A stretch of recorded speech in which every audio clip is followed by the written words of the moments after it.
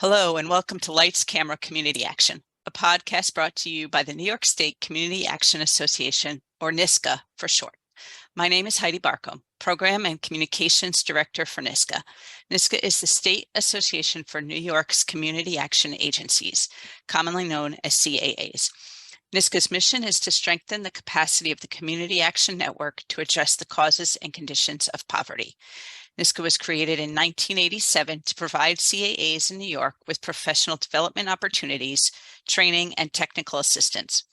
NYSCA is the hub that brings together community action agencies in New York to network, share successes and challenges, and strategize to meet the needs of vulnerable New Yorkers.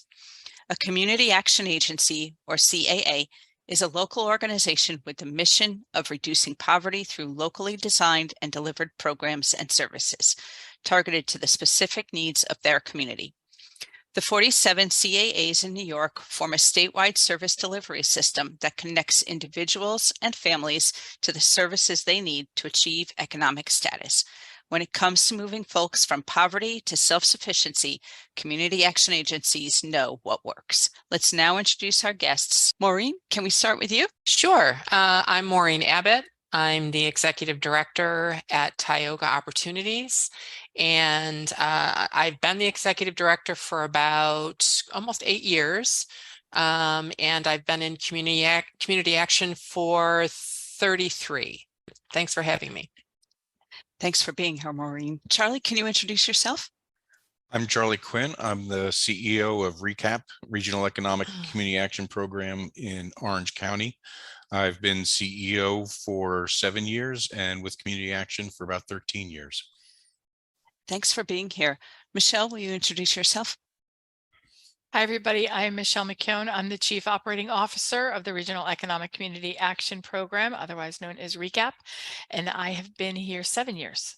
And we appreciate your time with us today. Danielle, will you introduce yourself? Sure. Hi, I'm Danielle Harrington, Executive Director at Tompkins Community Action. I've been Executive Director for a little over a year, and I have 20 years as the Housing Director at Tompkins Community Action. Excellent. So we have a lot of great experience with us here today. And I want to start off by just kind of asking people, what does the affordable housing look like in your communities? Can you tell us a little bit about that? Who wants to go first? Well, I think we need to start with what do you mean by affordable and affordable to whom? There's different types of housing in the communities. Some are called low-income tax credit projects that are funded with IRS monies, but you need to have a minimum income to get into those projects. Mm-hmm. So a lot of people are not qualified. Their income is too low to get into those types of affordable housings. In Orange County, in addition to the low-income tax credit projects, we have a lot of HUD-funded projects for people who are literally homeless by HUD's definition and have a disability. In our agency, it's often alcoholism or substance use disorder, housing for veterans, and also folks with AIDS and HIV-related illnesses. Well, living in Tioga County, I kind of have to chuckle a little bit because our housing situation is so desperate in regards to that affordability. We are being rural. There aren't a lot of vibrant community centers in our county. Lots of deteriorating housing, older housing stock, and just the availability of any quality affordable housing is few and far between. Especially the more rural you go, the harder it is to find quality affordable housing. So it's a huge issue, and it's one that doesn't have easy answers. And I think a little bit later we'll talk about strategies and stuff, but we just don't have a lot of new development. We don't have a lot of potential developers coming in for a whole host of reasons, which I'll talk about later. But it's just a major issue for many people, not just low income, but more so that worker, Alice family that is working and trying to put money aside for, potentially buying a home. It's not a good situation. Maureen, I just want to ask real quick because I think a lot of people listening may not know. Can you give us a brief explanation of what Alice is? Sure. I apologize. I should have That's okay. clarified. So Alice refers to asset limited, income constrained, employed. These are individuals who are households that are working, but are still unable to meet basic needs for their families. So they don't have a living wage necessarily. They might even be working 2 or 3 jobs and still unable to meet those basic needs. They're not at poverty level, but still not meeting those basic needs of shelter, food, healthcare, all of those things. Thanks for that explanation. So let me ask then, how did you become aware of the need for housing supports or housing solutions within your communities? I can speak a little bit about Tompkins County. Just quickly touching back on what does it look like in Tompkins County. We need housing units, thousands in each income bracket in our community. We have the city hub of Ithaca, and then the rest is rural sprawling. We're looking at old housing stock, mobile home parks, no transportation out into those rural areas, 1 bus a day, Monday through Friday.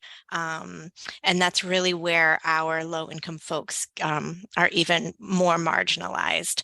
Our rent prices rival those of Manhattan without all of the services. We have extremely high rents driven up by Ithaca College and Cornell University, which also sucks up a lot of city housing units, further pushing our folks out. We have a wicked low vacancy rate where the units are already full before the person moves out. So generally less than 4% all the time. The pandemic made that even worse. And a lot of our landlords sold off properties and got out of the rental game during the eviction moratorium. How did I become aware that the housing need was so great? When I started as a Section 8 caseworker in early 2000, we were running into families who were eligible after they waited 3 years for a voucher and then couldn't find a place to use the voucher at and had to go back on the waiting list because there was no housing available.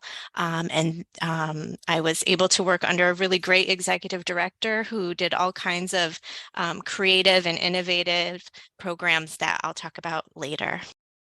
I think understanding the awareness is how connected are you to your community, right?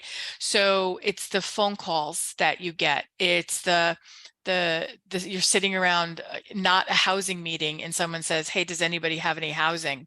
And part of it is a macro view of the housing that's being built, to Charlie's point earlier, is connected to something else. So if you are struggling with substance use disorder, if you are living with HIV and AIDS, there are housing units available. If you are a veteran, if you are a senior.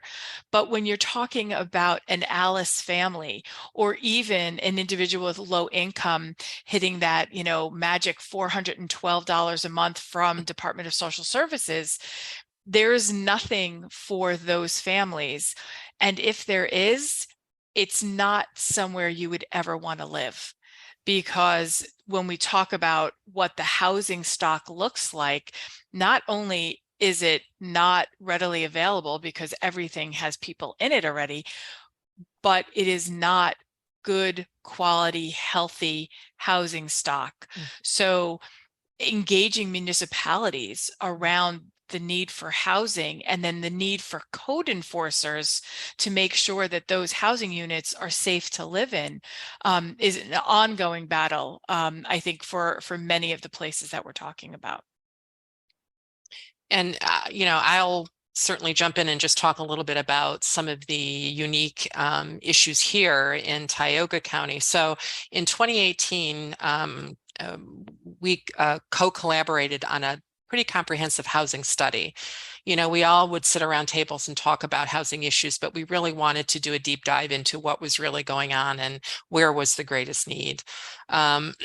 So together with the county economic development and the county IDA, we funded this study. And it was interesting because of where we're located along the Susquehanna River.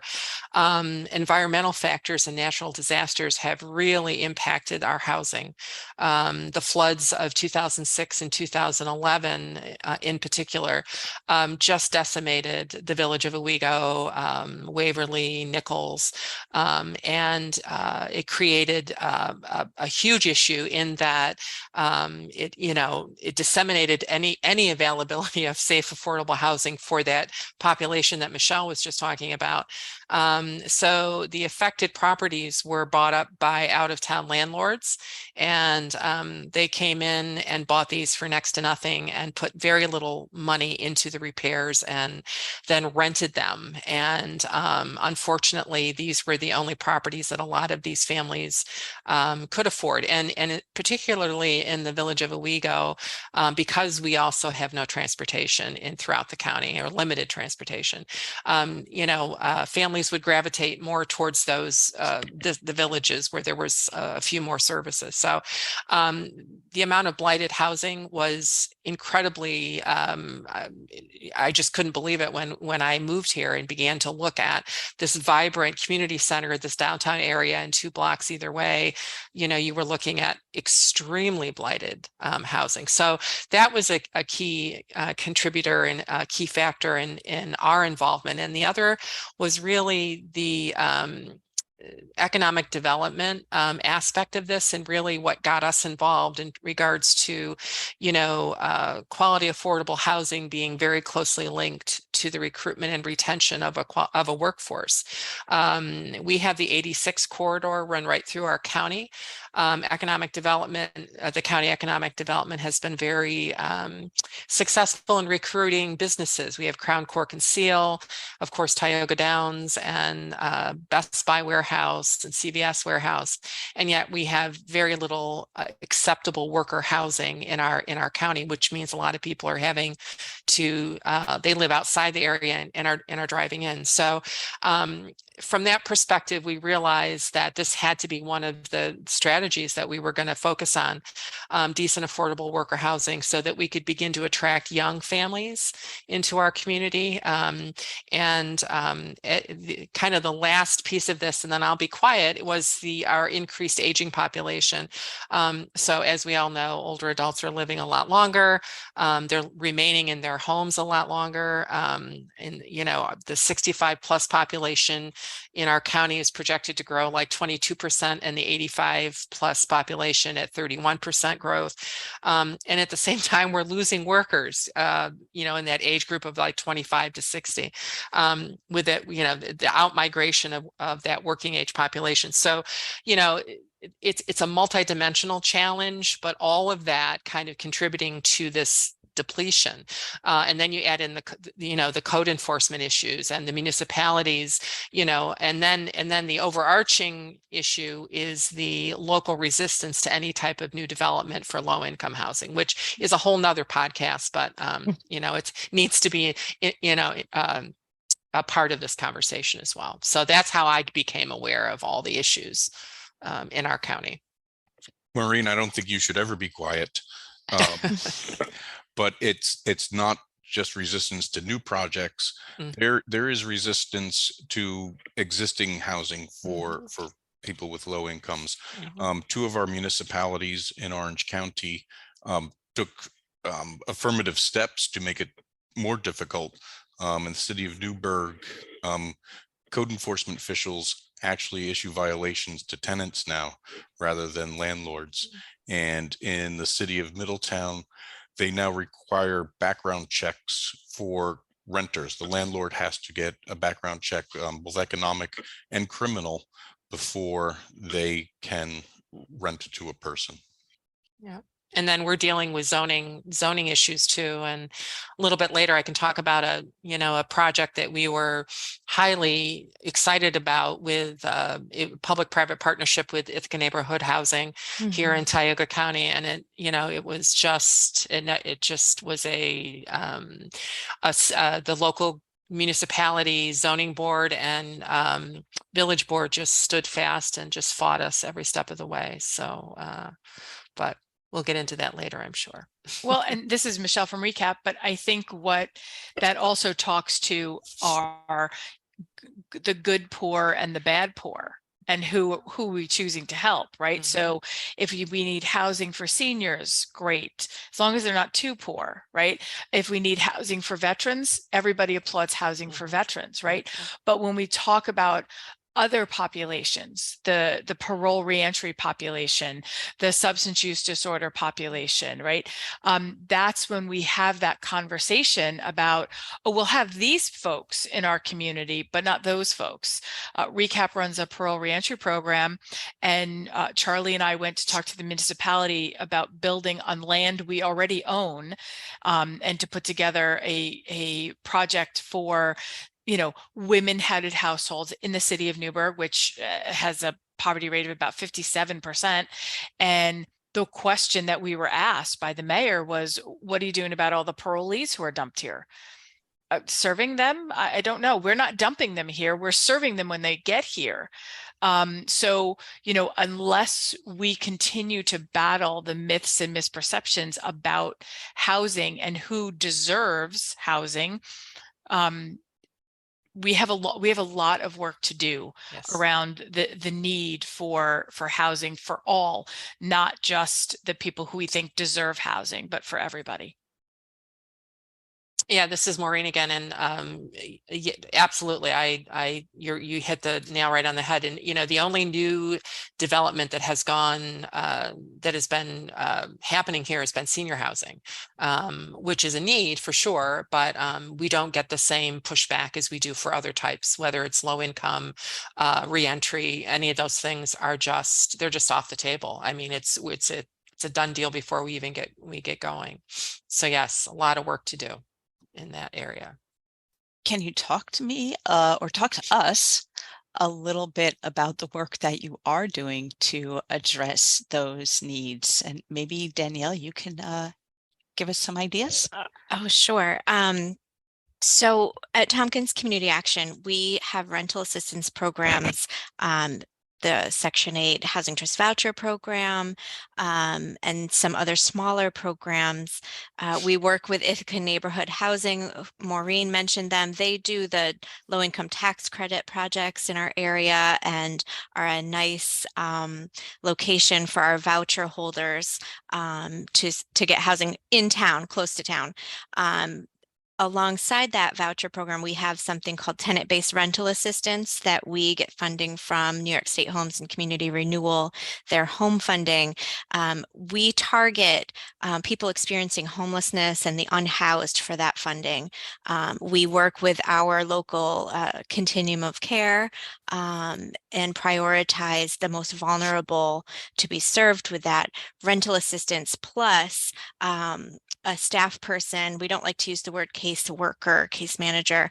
So we have a specialist that works with them to find housing that works, that's safe and not deteriorated, passes an inspection, and do some life building skill set, the trash goes out, the lease compliance, the building that stability piece and relationship with the landlord. So when they come to the top of that Section 8 Housing Trust Voucher Program waiting list, they don't have to move again and they can continue that stability right there.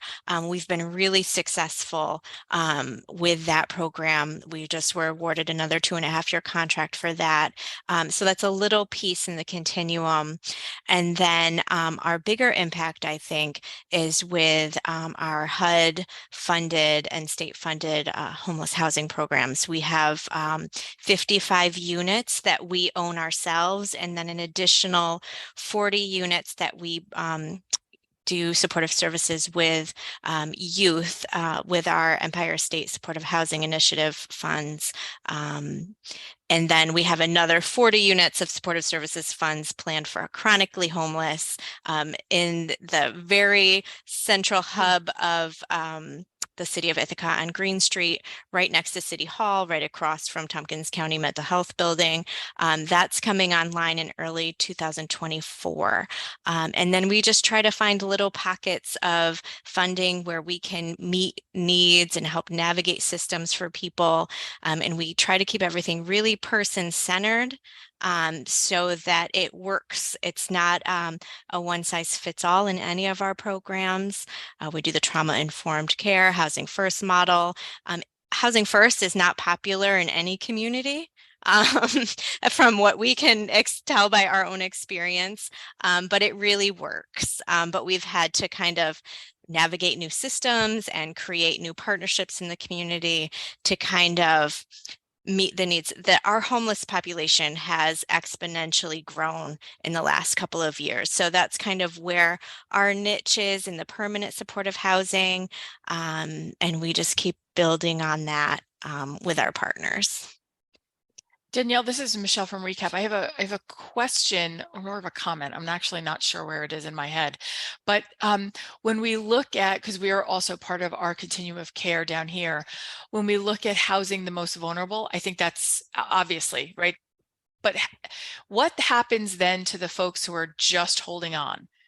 Right. And they need some housing support. And I guess this is more of a macro conversation that if we're so good at intervention on all things, we're not as great as prevention, right? So if we have the family, the Alice family that Maureen was talking about, and they're holding on and they're barely making ends meet, but they don't necessarily qualify for any of our housing.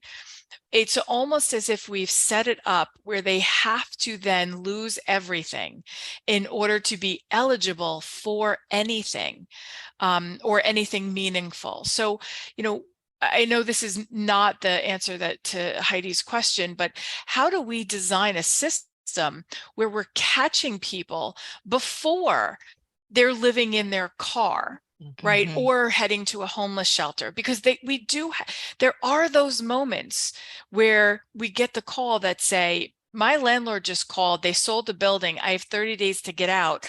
I work 2 full-time jobs. I make $48,000 a year. I have 2 kids. Where can I get housing help? And the answer almost 100% of the time is nowhere. Where do we start that conversation running concurrently with creating housing for those who are most vulnerable? Because if not, we're just growing our most vulnerable populations. Right. And I can speak a little bit to that. We've acknowledged that as a big issue in our community, just like everybody else. And our continuum of care has started identifying pathways of prevention and diversion from the shelter system. However, there's not, we don't have a steady stream of funding for that in Tompkins County. We have little pieces that we're trying to do the best. And we're really trying to build in those navigation support people so that when you get into your housing issue, you get that notice and you don't have Section 8, because basically no one can afford to live in rental housing in Tompkins County without some sort of assistance. And so we're trying to navigate that. We're doing a bunch of studies. There's all this data, but there's not really any dollars yet to back up how to handle that. But I completely agree that we're just adding to the pipeline as we're triaging for the most vulnerable. And we have had a lot of development in Tompkins County of new housing units, and we are still waiting for that. Like, we keep saying, oh, this will be the project that opens up for our low-income families, and it doesn't seem to be happening yet. And what I think is happening is the folks that have moved away from the area that are still working in Tompkins County are moving back in to fill those units before the list moves for anybody else. So I think that probably is happening in Tioga County too. Yeah, it is for sure. We operate the Section 8 housing choice voucher program as well. And, I think Michele brings up an interesting point. And, when you look at programs like Section 8, it can be a lifelong voucher. So we've infused our financial social work with all of our Section 8 families. We try to kind of interject in with just the acceptance of the voucher that, what are your long-term goals and what is it that you want to achieve, and really trying to help them develop a plan that goes beyond just a subsidized housing, thinking about that continuum and moving them forward. And we've had some good success with that, which has taken some time to kind of get it going, but it is working. We also operate 137 units of senior housing through rural development. And that brings certain challenges along with it as well. But probably senior housing, as I said, is the only real new development that we've seen. But what we're kind of focusing on right now is the idea of acquiring and then rehabbing single family and maybe 2 to 4 family homes for either rentals or for sale to first-time home buyers. So, the issue with seniors living longer in our county means that their houses, when they either move into long-term care or that house is sold, it's oftentimes in great disrepair. It's older. It has a lot of older parts and in need of much rehab. So we decided that we are going to kind of focus in that area. The development piece is a little beyond our means at this particular point in time, especially with what we've been dealing with in terms of the local resistance. But we have a subsidiary that we formed called the Southern Tier Enterprise Group, which is going to house all of our social enterprises. And it'll allow us to do some creative types of things in housing. So we're working with a land bank currently, and we're looking at acquiring some properties through tax foreclosure and rehabbing them. And then we have some of our Section 8 people in the pipeline for first-time home buyers. So hopefully they would be able to get into some of these properties and get have them acquire that asset and become a homeowner. So, we kind of just decided that was a better route for us to go, and then use the money from a sale to reinvest again into another property and just keep, kind of chugging along one neighborhood at a time. So. Thank you so much.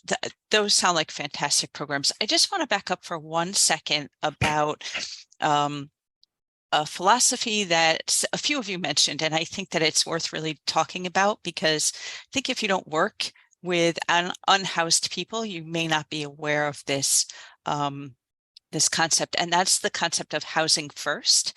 So will one of you sort of talk about a little bit about that and how you have seen that shift, if it has shifted your work and the people, the benefits it has on the people that you are providing services for?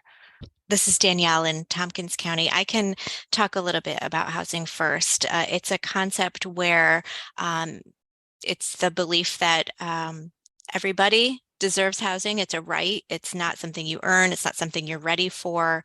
It's the housing comes first and then the services follow. So there is no screening out if you have substance use issues, mental health issues, criminal history. It is about meeting people where they're at, getting them into the safe housing and building from there based on what the person needs, not what the program goal is. So we have shifted from that. The most basic example I have is with our supportive housing for people in recovery. Before Housing First, we had a 30-day sober requirement, and that has gone away.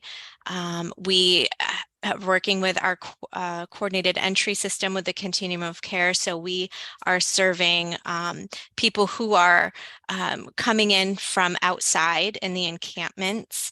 And, you know, some of it is building the community for that person moving in so that they feel comfortable staying inside the building. And sometimes it's as simple as, you know, visiting the apartment, and it's a process. It's not just where we used to have, you know, somebody get dropped off from rehab with their 3 suitcases and they're ready to sign a lease.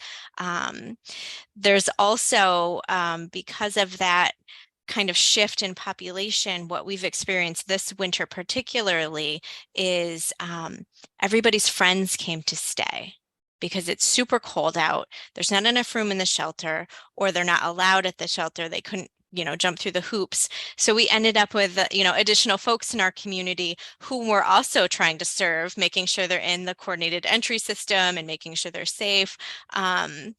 And I think every community probably experiences a lack of services that are needed, mental health supports. I know we don't have enough clinicians or visits available in Tompkins County. I think that's probably everywhere. And what happened in the pandemic, the Zoom treatment, the Zoom one-on-one meetings worked until they didn't. And then offices didn't open up fast enough. And so we have this, you know, body of people who lost access to their services, and reconnecting has been challenging. And I think that, you know, when you're starting with people who have been labeled as the most vulnerable based on the traumas they've had in their life, you know, you have obstacles that you didn't even think about 4 years ago with program implementation. So Housing First works. It's keeping people safe and alive and moving forward, but it's got a lot of challenges. And Housing First describes the way we operate as agencies, the way we operate our programs, but it's something that needs to go out to the larger community. We have an incredible person in Orange County. She led the federally qualified healthcare program for decades, and Linda would walk around anywhere she went like she had Tourette's. Healthcare is a right, not a privilege. And we need to get people saying the same thing about housing. Going back to what Michele said before, there's certain people we like to house and other people that we don't. It's got to be universal. It's got to be for everyone. And it's got to be a right. And as we continue to, you know, look into the future about services and our communities, if we are not addressing housing, we're not addressing social determinants of health, we are not increasing health outcomes for individuals and families. And that is part of the mandate that the state is looking at now, right? So how are we creating pathways to health, not just medical health, but emotional health, spiritual health, and housing is one of those first steps. Stable, affordable, quality housing is one of those things. If you are unhoused, your ability to have safe, nutritious food is lowered. Access to healthcare is lowered. We have a woman who lives in the parking lot of our rec center in the city of Newburgh. She is a super adult, right? Somebody over 65. She's probably over 75. She's terrified to be a woman in a homeless shelter. So she lives in her car. And for the most part, her community takes care of her, right? We make sure she has food. And Danielle, I think, you know, you're the one who said, you don't just take somebody and you drop them off, right? It's a process, it's engagement, it's creating relationships. We've asked her if she wanted an apartment, connecting her to the Office of the Aging. We bring her food that she can manage in her car. But she has no interest in entering into a system that is unsafe for her. So her health outcomes over time are going to be less because we've created systems that don't allow for the addressing of stability first without doing all of the other things. I think Housing First needs to be the model that leads the way. but housing in general should be the thing that we're focused on. Because if you are one of the 250 families in Orange County living in hotels this week, school is probably not going to be consistent. Food is not going to be consistent. Transportation is probably not there. So how are we actually completing our missions if so many of the systems that the people that we serve are attached to don't set them up for success? If you have a wheel and all of the spokes are working together, you have a pretty functioning wheel. But if only the center, and the center being community action, is working and all of the other spokes are throwing barriers and challenges and different requirements, that we can't do our job in order to create the best outcomes for the people that we serve.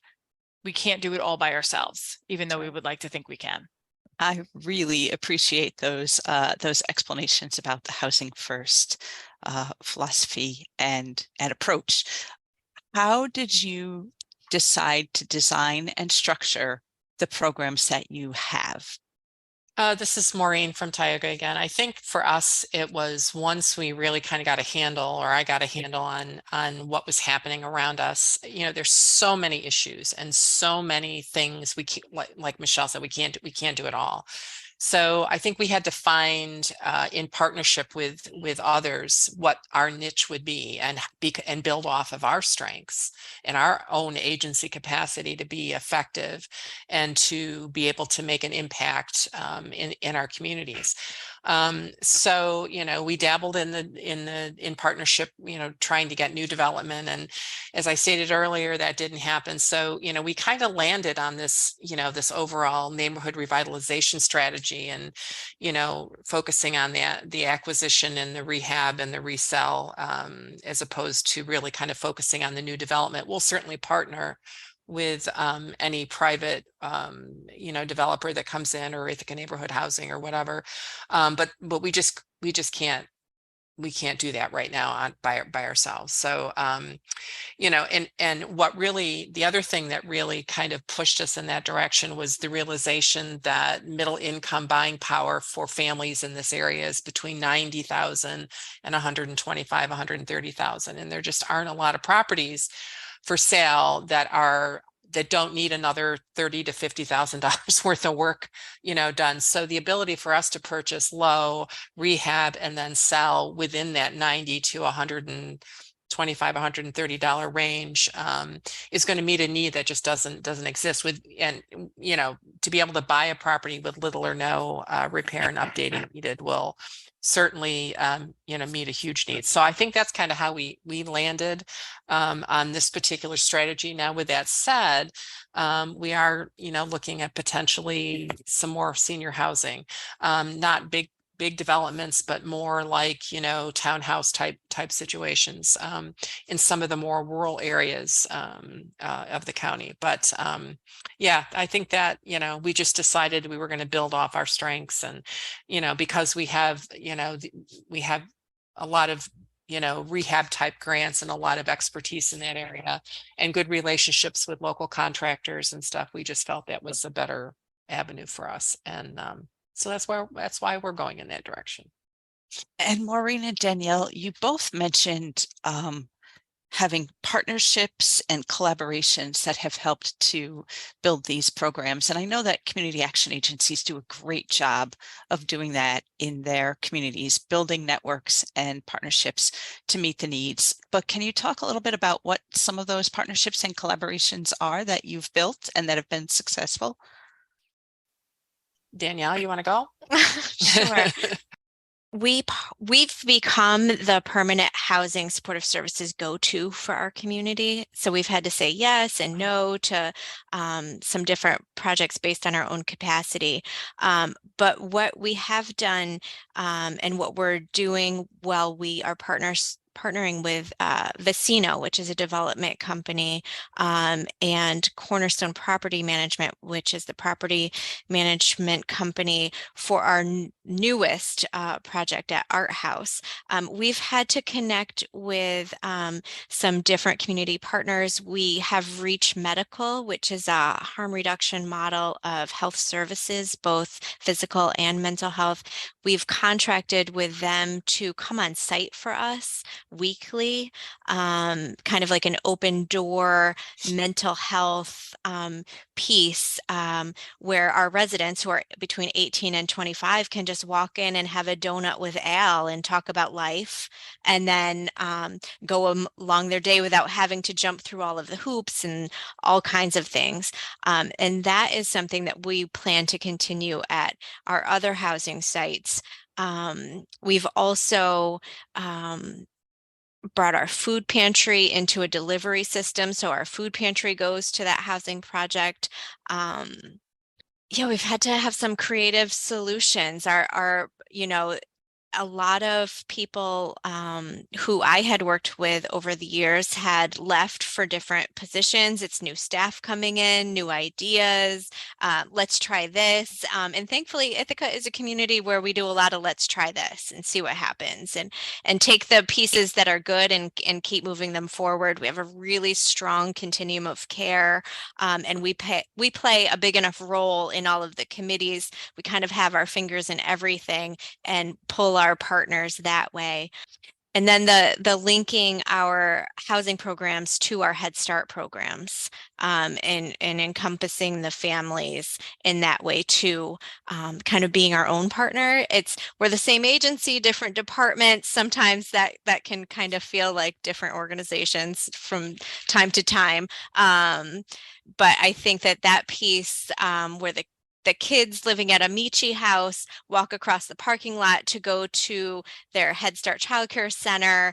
Well, their parents go to GED class or to work, or go volunteer at our food pantry, creates a nice little community, and nobody has to get in a car and do anything. So I think there's a lot of benefits to our campus. So I think that's what I would say about that. Yeah, I wish we had some of that, going on in our community, some of that more open-mindedness in terms of some of these projects. But, again, I mentioned earlier the partnering with our land bank, Tioga County Land Bank, Tioga County Economic Development, and then private developers, Arbor Housing, 2+4, Ithaca Neighborhood Housing, doing a lot of strategies around neighborhood revitalization with them, and then really building relationships with municipalities. And when I say building relationships, I mean putting the time in to really get to know the elected officials, and having them get to know us and what we represent, and trying to bridge that cultural gap between the old entitlement, while everybody wants a handout, versus we want them to buy a home and become taxpayers and participate in the village, village politics or school or whatever. And that's taken time, but we've been successful with that. We're actually looking at a few properties now in Waverly that has huge issues, some trending stuff with their youth that are troublesome. And I think that getting in there and doing some more work there will be a great help. But yeah, that's kind of, as I said, building off of our strengths, who we've been partnering. We do work with the Continuum as well. It's based out of Broome, and sometimes I feel like Tioga County is forgotten about.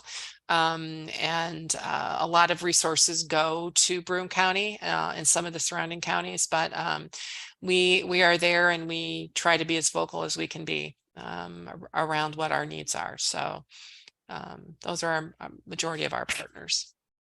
Thank you.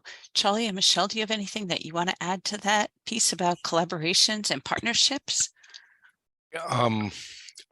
Orange County, and it's not just the Community Action Agency, Orange County is incredible with the partnerships that are down here. There's an organization, JMHCA. It's like-minded agencies. We meet monthly, discuss what the needs of the county are, what individual agencies are doing to address them. So it's a pretty tight not-for-profit community, and the county participates and the municipalities participate. It's not perfect, it's not Eden, but we've taken the approach at a county level that it is all about partnerships. Our COC, continuum of care, there's 6 housing providers in it, but a lot of not-for-profit agencies, municipalities, private groups are part of it, contributing, making sure that the people we house get the services they need, and that the needs that the other agencies are seeing, making sure that they are being addressed. So that leads me to wonder, what impact have you seen on your communities as you've been addressing the housing challenges that you have there? This is Michelle from Recap. I think in some ways the impact is incremental, and other ways it, leaps and bounds. I think until we move there's a lot of othering, right, in this work, and it's them and those and us, right? That's how we hear about the work that we do. Well, we want to help those people, or we want to do things for those people. So when something happens, it feels wonderful, but when you look at it, it's really not as impactful as you would like. We are built for public-private partnerships, and we oftentimes find ourselves running into the walls trying to get them with public partners who maybe have a different philosophy than we do about the helping of others. And I think that impact on one person is impact on a community, and that's a good thing, right? One less person unhoused, one healthier family, one more person in recovery. All of those things are impactful for those people, right? Those individuals or families. I think the impact, we will see true impact when our municipalities come to us and say, we need this and we need you to do it, right? I don't think that happens as often as we would like or we would need it to. Charlie's talking about JMHCA. We have a letter from JMHCA to our county executive to say, hey, we have a lot of ARPA money, and there are communities around us using that ARPA money for housing. Could you do something like that here too? Right? So the impact would be, oh yeah, sure. Let's take, instead of a $20 million infrastructure project, let's do a $15 million infrastructure, but put $5 million to housing. Those are the partnerships that have impact. Those are the things that change systems, change thoughts, change minds about them and us. And when we stop othering folks and realize many of us, or many of our staff, or many of our families are 1 or 2 paychecks away from being the them, how do we change the mindset of people who have the power to create the larger impact? We have the power to make an impact on the work that we do. We need bold people to take bold ideas and implement them, so our impact is felt across systems and across generations, so that people with low income can improve their self-sufficiency and increase that, so we can meet our missions and create healthier communities. Well, this is Maureen again. I'll just share a quick story. So about 3 years ago, I can't remember, the Village of Owego was awarded a $10 million DRI grant. And so through our partnership with economic development, we meaning Tioga Opportunities, was encouraged to put in an application for this mixed income housing project, literally 2 blocks off the main drag, which would lend itself to, for a lot of things, lend itself to not only just meeting the needs of housing needs, but also addressing some other needs. So anyway, we said, sure, we would love to. So we spent a lot of time putting this together. I sat in on the revitalization process committee, whatever, only then to be one of the only programs that was not funded in the DRI. It was the most popular proposal when we had to hold community forums. People spoke highly in the community, but the process was interesting in that proposals for a art park and lighting on one side of the village, and there were a lot of things that were funded that how do I say this? We're like pet projects, I think, of some of the elected officials, So I knew early on in the process that it wasn't probably going to happen, but it was so indicative, I think, of what, small rural counties are up against. And it really kind of took the wind out of our sails. And I think that was also part and parcel to us shifting gears and moving more towards the acquisition and the rehab and, the resale of houses and renting of houses. So it was very frustrating. So that was not a good impact, but it was an impact in regards to us really understanding what we were up against. And Maureen and Michele, you both make comments that sort of make me want to ask this question or make me wonder. Michele, you talked about needing bold ideas, and Maureen, you had a great project that just wasn't funded, unfortunately. So I'm curious if I could wave my magic wand and funding was no longer an issue. And I know you guys have answers to this on the tip of your tongue, right? You probably think about this all the time. If funding wasn't the issue, what program would you want to create to help those who are unhoused in your community? And what services? Supportive housing is huge. We've talked about that all, throughout this, the need for, individuals coming out of substance abuse rehab programs needing assistance with that transition, the reentry. Homeless shelters. There's one homeless shelter that's run by the YWCA in Binghamton between Broome County and Tioga County, one woman shelter, which is always full. And it's hard when we have people that we become aware of, because we know probably they're not gonna get a space there. So yeah, there's all of those things on top of a whole bunch of others, but those are huge needs here. And I know the topic of the day is housing.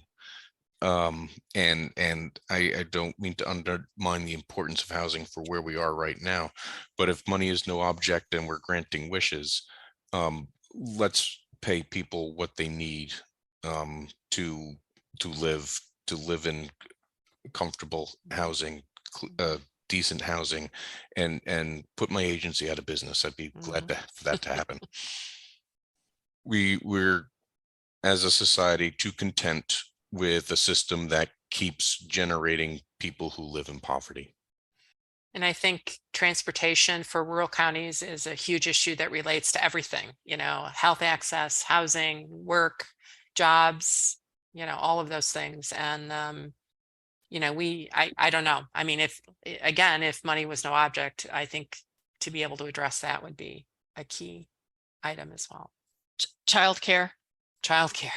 How many articles have I read in the last, 3 months about, women being hit particularly hard returning to the workforce because they can't find safe, affordable, quality daycare, and not just that follows the school schedule, right? What about weekends? What about evenings? What about overnights? So, and I think what we've kind of all laid out was addressing social determinants of health and finding the appropriate housing, and then letting all of the rest of it kind of filter in the use of our services. But New York State has the ability now, and hopefully the sweat equity to change how the addressing of social determinants are funded. And we don't get paid for our work.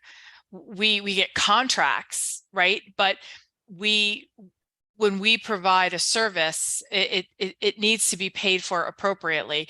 To Charlie's point, in order to pay our staffs appropriately, but to address all of the needs of the folks. So as New York State looks towards different ways to fund the work that not-for-profits do, they need to take into consideration the human infrastructure that we build and create foundations and stability for, in order for us to have people who are housed and fed and healthy and have access to the appropriate transportation, childcare, mental health, substance use disorder, and emotional support that they need to be successful. If we can do that, then I am happy to be unemployed.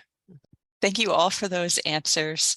I think before we wrap up, I think a good way to end would be to ask you if any of you have a success story for a person, a place, a program that you would like to share with us.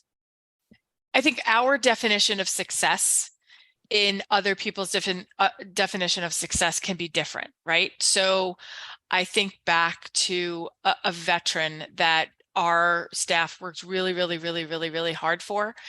And we kept being told by a whole bunch of groups, he needs housing. You got to get him into housing. And we would put him in housing and then he would leave. And we would put him in housing and he would leave. All he wanted to do, and he kept telling us, I want to live outside by the river. It's where I feel safest, right? So we finally stopped trying to put him somewhere he did not want to be. Now, in the minds of others, people listening to this are the people in power. Was that success? Probably not, because he wasn't housed. But was it success to our client who asked us for something and we were able to deliver that for him and be able to serve him in a place where he wanted to be, surrounded by things that he wanted to be surrounded by, and of course making sure that he was warm in the winter and cool in the summer, and that he had transportation to his doctor when he needed it, and food and all of those things? Yes, to him that was a success. So if we're measuring success, I think it needs to be measured by the people receiving the service, not necessarily the people analyzing the data. Well said. And I can think of another person that we served who had been unhoused for a very long time. And it was as our agency was transitioning to a housing first model. There was a person who had been living in the woods for a long period of time, could not keep the sobriety necessary to continue living in the housing. So he would fall off the wagon, be evicted, go into rehab, come back, be housed again, and it was a cycle that went on and on. And as our agency switched to the housing first model, a caseworker came to his apartment and he was there with his bags packed. He was ready to go. He thought this was going to be it again, but he got to stay because we had changed the way we worked, and it was one of the best success stories, I think. It's a great example of the benefits of housing first. Absolutely. Mm-hmm. So Maureen, Charlie, Michele, and Danielle, we want to thank you so much for joining us today on our second episode of Lights, Camera, Community Actions podcast. Thank you for your time and sharing your expertise with us. Thank you, Have a Heidi. great day. Thank you. Thanks, everybody.